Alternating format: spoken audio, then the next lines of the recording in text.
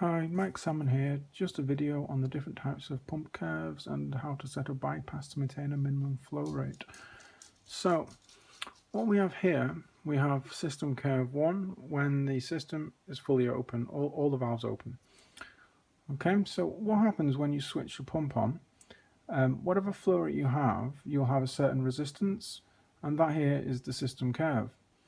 Now, within a matter of seconds of switching the pump on, you will achieve the hydraulic equilibrium at design load here, which will be when the head added by the pump is equal to the head lost by the system. Now, what happens when zone valves close here is really the difference with the different types of pump curves.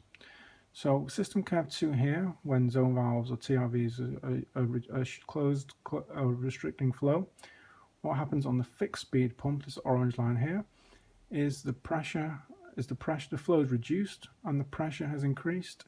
This will cause more flow through the remaining zones, and it can cause excess noise due to high velocity. It could also cause erosion of pipework and all kinds of problems. So to combat that, we have some modulating pumps. We've got a constant pressure type and a proportional pressure type.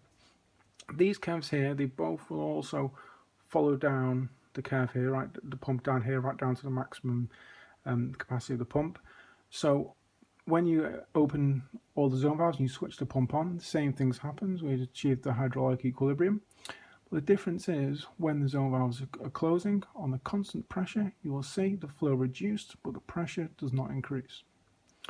Now, on proportional pressure, what happens when the flow reduces, the pressure backs off proportionally.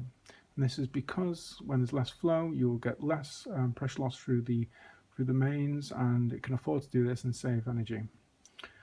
Okay, so what about when we need to maintain a minimum flow through the system? Well, on a constant pressure, on a fixed speed, it's simple and a constant pressure.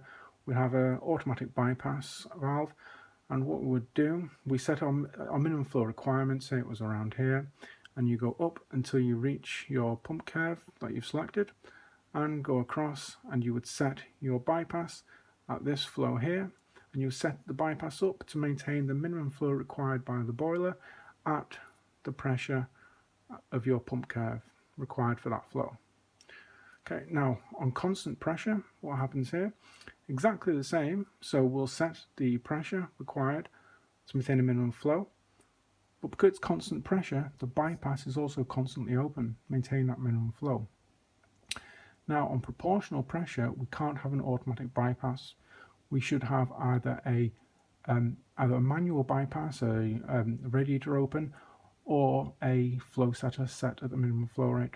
This is because when the flow is reduced, we likely wouldn't be able to maintain that minimum flow, and even if we did to open the bypass, then what would happen when the flow increases and the pump speeds up, the bypass will open and let too much flow through the boiler.